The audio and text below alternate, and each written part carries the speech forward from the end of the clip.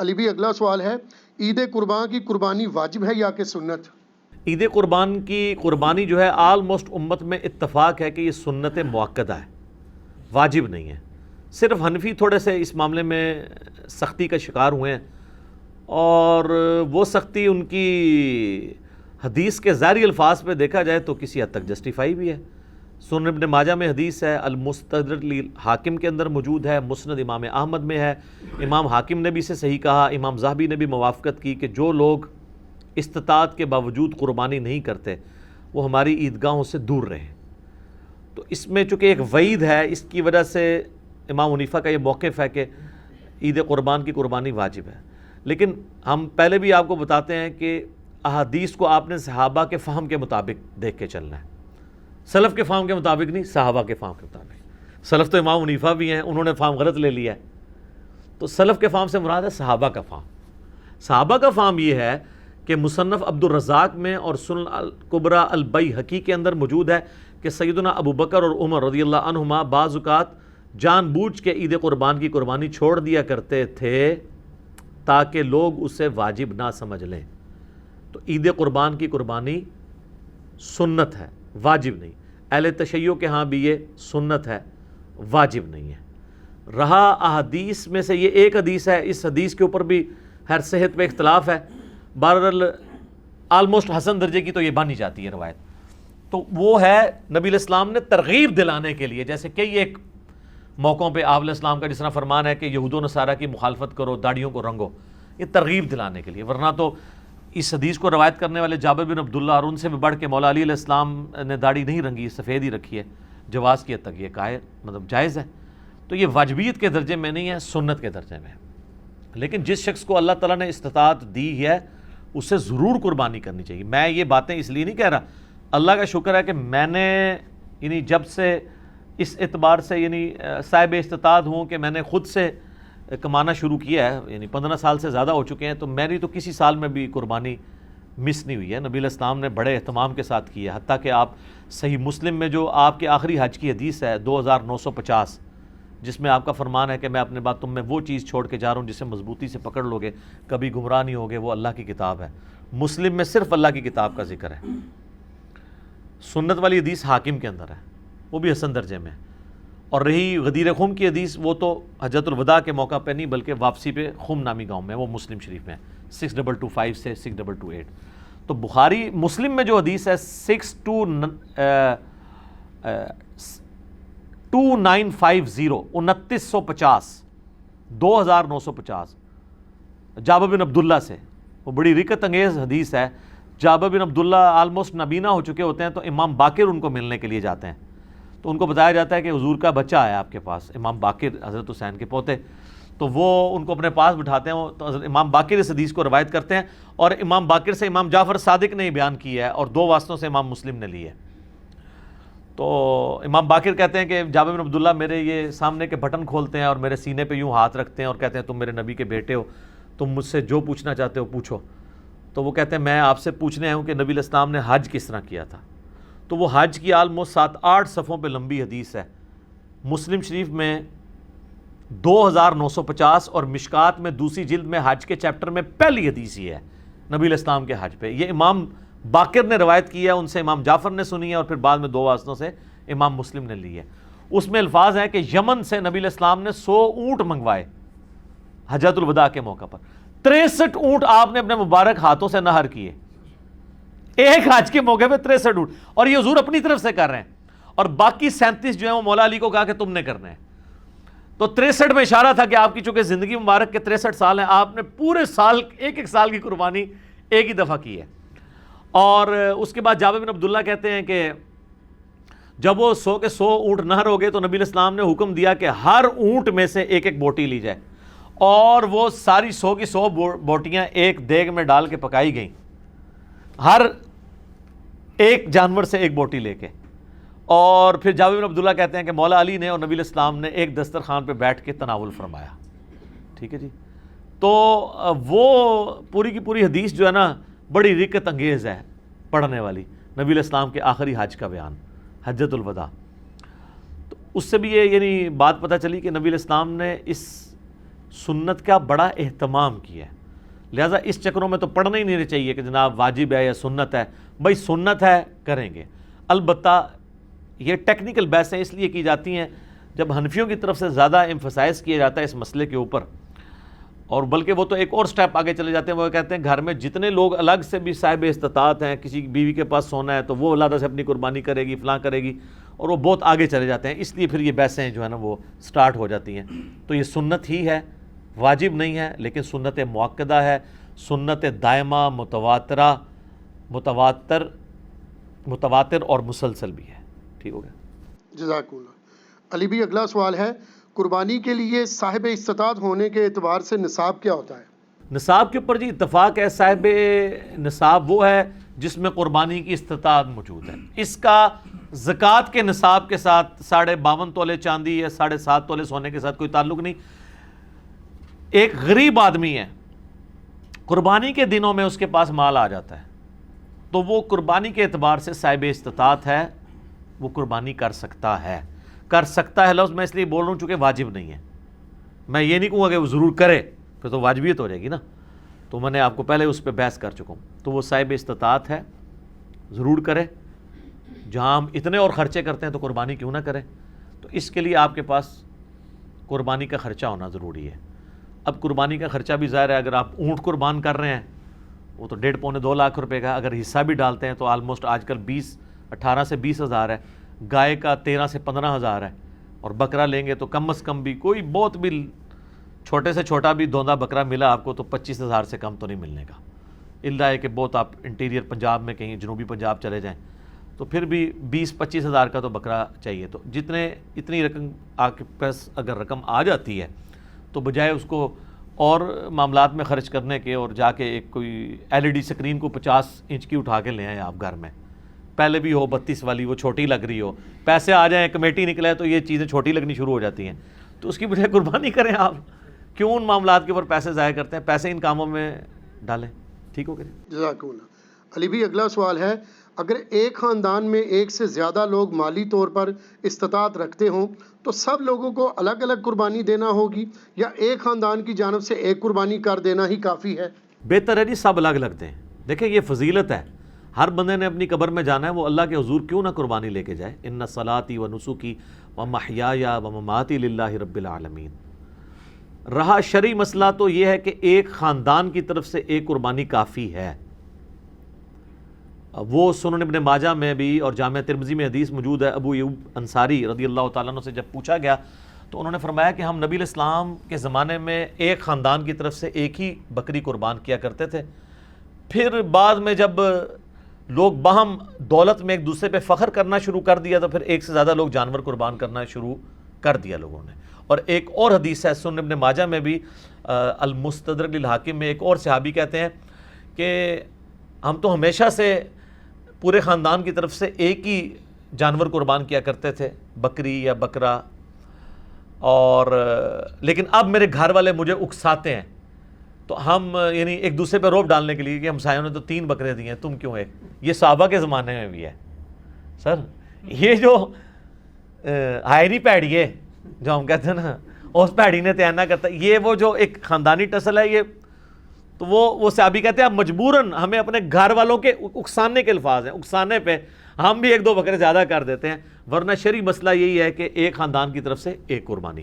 یہ خاندان سے مراد ایک چولہا ہے. ایک چولہا اس اعتبار سے کہ میاں بیوی بچے.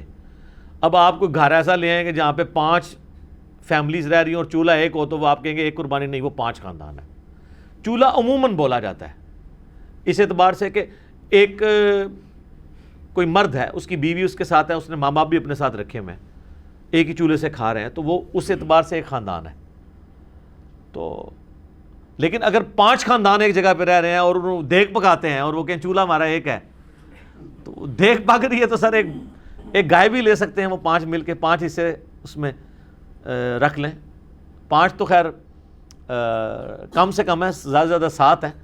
اچھا یہ بھی بعض لوگوں میں مشہور ہے کہ جی 7 ضروری پورے کر رہے ہیں, نہیں, 7 زیادہ سے زیادہ. ایک بندہ بھی ایک گائے دے سکتا ہے, 2 بندے بھی مل کے ایک گائے دے سکتے ہیں. بکرا نہیں 2 بندے مل کے دے سکتے, گائے. تو اگر 5 گھر میں خاندان ہے ویسے خرچے ان کے علیحدہ علیحدہ ہیں. صرف ایک چولہا اکٹھا ہونے سے یہ نہیں ہوگا کوئی ایک خاندان بنے گا. اب یہ تو نہیں ہے کہ بھی ایک بھائی کی سالی کی شادی آئی ہے تو دوسرا بھائی اس کے بچوں کو وہ بوٹ لے کے دے رہا ہے اور ساتھ جوڑا لے کے دے رہا ہے, وہ اپنے باقی خرچے بھی تو کر رہے ہیں نا. تو اس اعتبار سے اگر میاں بیوی بچے یہ ایک خاندان ہے, ٹھیک ہے, چاہے وہ 5 بھائی اکٹھے رہ رہے ہیں, چولہا اکٹھا جل رہا ہے, پھر بھی وہ 5 خاندان تصور ہوں گے. ہر ایک خاندان کو اپنی قربانی الگ سے دینی چاہیے اور اس سنت کے اوپر عمل کرنا چاہیے. ایک خاندان کی طرف سے ایک قربانی کر لینا کافی ہے. ٹھیک ہے. جزاک اللہ. علی بھائی اگلا سوال ہے, اگر کوئی شخص آلریڈی مقروض ہے تو کیا وہ قربانی دینے کے لیے قرضہ اٹھا سکتا ہے یا قربانی نہ دے؟ قربانی کیوں نہ دے جی, کروڑ پتی لوگ بھی مقروض ہیں. یہ بڑے بڑے فیکٹریوں کے مالکوں سے آپ پوچھیں, انہوں نے کروڑوں میں قرضے اٹھائے ہوئے ہیں. وہ ایکویٹی تو ان کی 40% ہے, 60% تو ڈیٹ انہوں نے بینکوں سے اٹھایا ہوا ہے. وہ تو سب سے پہلے تو ان کی قربانی ساقط ہو جائے گی جو امریکن بیل چپ فٹ شدہ جو ہے منگوا کے یہاں پہ قربان کر رہے ہیں. اگر آپ ان کو دیکھیں مقروض وہ بھی ہیں. یہ قرضہ جو ہے یہ عارضی قرضہ ہے. یہ اس قرضے کو وہ قرضہ نہیں کہا جاتا کہ جس کی بنیاد پہ قرضہ یہ ہے کہ ایک بندہ قرضے کے تلے اس طرح دب گیا کہ اس کی 2 وقت کی روٹی محال ہو گئی ہے اور وہ روکی سوکی کھا کے گزارا کر رہا ہے, اس کو مقروض کہا جاتا ہے. کروڑ پتی لوگوں کو مقروض نہیں کہا جاتا. وہ تمہارے پرائم منسٹر صاحب بھی کہتے ہیں اتنی تنخواہ لے کے بھی کہ میرا مشکل سے چولہا جلتا ہے. تو قربانی تو پرائم منسٹر میں بھی کوئی نہیں بن رہی ہوگی. اس طریقے سے اگر دیکھا جائے بڑے بڑے فیکٹری آنرز جو ہیں تو وہ اس طرح نہیں ہے. قرضہ اٹھا کے آپ کریں. یہ کمیٹی آپ نے قرضہ ہی تو ڈالی ہوتی ہے, کمیٹی ڈال لیں. سالی کی شادی کے لیے ڈالتے ہیں, بھائی کی شادی کے لیے ڈالتے ہیں کمیٹیاں, اور وہ جوتیاں اور کپڑے ہوں تب بھی نئے لے کے دیتے ہیں بچوں کو. اس کا خرچہ نکالیں تو ایک بیل میں حصہ ڈالنے سے تو کم ہی بنتا ہے. یہ بیل میں حصہ ڈالنا تو اس سے کم ہی بنتا ہے. آج کل ایک ایوریج شادی کے اوپر 15-20 ہزار روپے لگ جاتا ہے. تو سر 12-13 ہزار روپے کا آپ بیل میں حصہ نہیں ڈال سکتے. ضروری ہے کہ آپ نے بکرا ہی لینا ہے, بیل میں حصہ ڈال لیں. تو یہ جو آپ نے کمیٹی بھی ڈالی ہوتی ہے, اگر ایک سپوز لاکھ روپے کی آپ کی کمیٹی نکلی ہے, تیسری یا چوتھی, اور 10,000 روپیہ مہینہ ہے, تو چوتھی آپ نے کمیٹی جب لے لی ہے تو آپ نے ابھی تک تو 40,000 اس کو جمع کروائے ہیں نا کمیٹی والے کو. 60,000 تو آپ نے بعد میں کرانے ہیں, لیکن لاکھ روپے آپ نے پہلے ہی اٹھا لیا ہے. تو 60,000 کے تو آپ بھی مقروض ہیں. تو پھر تو دنیا میں کوئی بندہ ہی نہیں بچے گا. لوگ اتنے بولے بن کے نہ وہ کہتے ہیں. کئی لوگ پوچھ رہے تھے جو جی قرضہ بھی ہے, زکوٰۃ بھی دینی ہے, تو قرضہ بھی جو مائنس کریں گے, اور مائنس بھی کتنے الٹے طریقے سے کرتے ہیں. اس طریقے سے تو الٹا اس کو زکوٰۃ دینی پڑ جائے گی. وہ پتہ کس طرح کر رہے ہوتے ہیں. مثلا ایک بندے کا کاروبار ہے 1 کروڑ روپے کا, 40 لاکھ روپیہ اس کا اپنا تھا سرمایہ, 60 لاکھ اس نے بینک سے اٹھایا قرضہ, کتنا ہو گیا 1 کروڑ. اب وہ جب حساب کرنے لگتا ہے نا سال بعد, وہ کہتا ہے جی میں نے 1 کروڑ روپیہ کاروبار میں لگایا ہوا ہے, تو 1 کروڑ کی زکوٰۃ جو ہے وہ کیسے نکالی. وہ پھر کہتا ہے کہ دیکھیں جی میرا تو اپنا تھا 40, 60 میں نے بینک سے اٹھایا, تو 60 میں سے 40 نکل گئے, تو 20 لاکھ کا تو میں ابھی بھی مقروض ہوں. تو میں تو مقروض ہوں, میں کیوں زکوٰۃ دوں گا. حالانکہ وہ بیوقوف بھول جاتا ہے کہ کاروبار میں اس نے 1 کروڑ لگایا ہوا ہے. یہ 60 لاکھ 1 کروڑ میں سے مائنس ہونے ہیں, 40 لاکھ میں سے نہیں مائنس ہونے. 40 لاکھ تو اس کا اپنا تھا نا, 60,000 اس نے قرضہ اٹھایا, تو ٹوٹل کتنا ہوا 1 کروڑ. اب کاروبار میں 1 کروڑ لگا ہوا ہے, 1 کروڑ میں سے 60 لاکھ مائنس ہونا ہے. اپنے 40 جو بھی وہ 60 کاٹ دیتے. ٹھیک ہے. ویسے ماشاءاللہ آپ ان کو دیکھیں, ان پڑھ چٹے ان پڑھ ہے, کروڑوں کا بزنس کر رہے ہیں, آپ کو جناب زبانی پورے دن کا حساب کتاب بتا دیں گے, اور نام نہیں اپنا لکھ سکتے. کاروبار میں اتنے تیز ہیں. دعائے قنوت پھر بھی نہیں یاد ہوگی ان کو. جنازے تو ویسے ہی نہیں آتا نا, غور پہ ہے کوئی اور. تو یہ سارے بہانے ہیں جی قربانی کے. میں تو پوری کوشش کرتا ہوں کہ اس کے اوپر لوگوں کو ترغیب دلائی جائے کہ قربانی نہ مس کریں. سر یہ بہت بڑی نعمت ہے. آپ قیامت والے دن اور کچھ نہیں ہے تو حضرت ابراہیم علیہ السلام سے سفارش کے لیے عرض کر سکتے ہیں. ان کی سنت کو زندہ رکھا, ان کی سنت آپ نے زندہ, سنت ابراہیمی کو زندہ رکھا. کوئی ایک نیکی اپنے ساتھ رکھیں اور اچھی چیز قربان کریں, ریاکاری کے لیے نہیں. جس طرح وہ یہ بھی دیکھیں آپ, یہ ٹی وی چینلز پہ شروع ہو جائے گا. وہ کراچی میں ایک بندہ ہے, وہ جناب بچپن میں ایک بیل اوپر 30 منزل پہ 4تھی منزل پہ چڑھا لیتا ہے, پھر وہ کرین آتی ہے اس کو اتارنے کے لیے. اس طریقے سے ایک بندہ ہے وہ جناب امریکن بیل منگواتا ہے, اس میں چپیں فٹ ہوئی ہوتی ہیں. تو اگر یہ وہ اللہ کے لیے اچھا جانور دینا بہت اچھی بات ہے, لیکن اس کی نمائش نہیں ہونی چاہیے. ریاکاری ہوئی تو اعمال برباد ہونے کا خدشہ ہے۔ مسند احمد میں حدیث ہے، جس نے دکھلاوے کے لیے نماز پڑھی اس نے شرک کیا، حالانکہ پڑھی نماز ہے، دکھلاوے کے لیے روزہ رکھا اس نے شرک کیا، اور دکھلاوے کے لیے اللہ کی راہ میں صدقہ کیا، یہ صدقہ ہی ہے نا اللہ کی راہ میں قربانی کرنا، تو اس نے شرک کیا۔ اور جو مسلم شریف میں حدیث ہے کہ قیامت والے دن ایک سخی کو، ایک شہید کو، ایک قاری کو بلایا جائے گا، اللہ تعالیٰ تینوں کو اپنی نعمتیں گنوائے گا، تو پوچھے گا تو نے میرے لیے کیا کیا؟ شہید کہے گا یا اللہ جان دے دی، اور کیا کرتا، اس سے بڑی کیا بات تھی؟ اللہ کہے گا اس لیے دی کہ لوگ تجھے بہادر کہیں، لہٰذا دنیا میں تیری بڑی تعریف ہوئی ہے، اوندھا منہ کر کے دوزخ میں۔ سخی کو اللہ تعالیٰ پوچھے گا، کہے گا یا اللہ میں نے تو اتنا کچھ خیرات کیا، میں تو مسجد کی ٹوٹیوں کے اوپر نیم پلیٹ بھی لگوائی کہ فلاں سیٹ صاحب نے یہ وضو خانہ اور ٹائلٹ بنوایا ہے، اور بھی تو یقین نہیں آتا بریکٹائچ، تو اللہ تعالیٰ یہ تو اس لیے کہا کہ لوگ اس تیری تعریف کریں، کر لی گئی، جا دوزخ میں تم، میرے پاس کوئی اجر نہیں۔ اور اس طریقے سے قرآن کے قاری کو کہا جائے گا تو نے اس لیے کیا کہ لوگ تیری تعریف کریں، تو بہت بڑا لامہ ہے۔ تو تجھے دنیا میں لوگوں نے ماشاءاللہ اتنی مدہ ذلہ دامت برکاتم عالیہ اور حافظہ اللہ، آیت اللہ، یادگار اسلاف نہ لکھا کرو، یہ مطلب پتا کیا ہے کہ جڈا بڑا فراڈیا ہے نا، یہ اسلاف بھی ایڈے بڑے فراڈیے سن، یہ انہوں دی یاد ہی تازہ کر رہے ہیں نا، یہ تو اتنا خطرناک جملہ ہے نا لکھا کرو۔ میرا دماغ ہوئے پاسے ٹر جاتا ہے کہ یار یہ یادگار اسلاف اگر یہ ہے تو یہ مطلب ہے جو میں سوچتا ہوں کہ پچھلے بھی یہی کچھ کرتے رہے ہیں اور یہ انہی کی یاد تازہ کر رہا ہے، تو یہ مطلب یہ انہی کی جائز روحانی اولاد ہے۔ یادگار اسلاف نہ لکھا کرو، ٹھیک ہے، اگر اسلاف کو آپ نے بچانا ہے تو۔ اور یہ باتیں کرنا صرف آسان ہے، دین کے اوپر چلنا بڑا مشکل کام ہے۔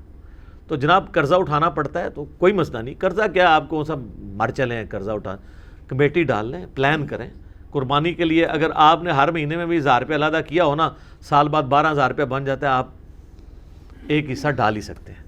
تو اس کو جس طرح باقی خرچے رکھے ہوئے ہیں نا، بچوں کی فیسیں آج کل 2000 سے تو سٹارٹ ہو رہی ہے ایک عام نارمل سکول کے اندر، تو 24,000 روپے تو آپ بچوں کی فیس بھی سال کی دے رہے ہیں، ٹھیک ہے۔ کرونا کی وجہ سے پھر بھی حیا نہیں آئی ہے اسکول والوں کو کہ پیسے ہی کچھ کم کر دیں، فیسیں آپ سے پوری لے رہے ہیں، تو سال میں 1000 روپے علیحدہ کر کے آپ اللہ کی راہ میں قربانی نہیں کر سکتے؟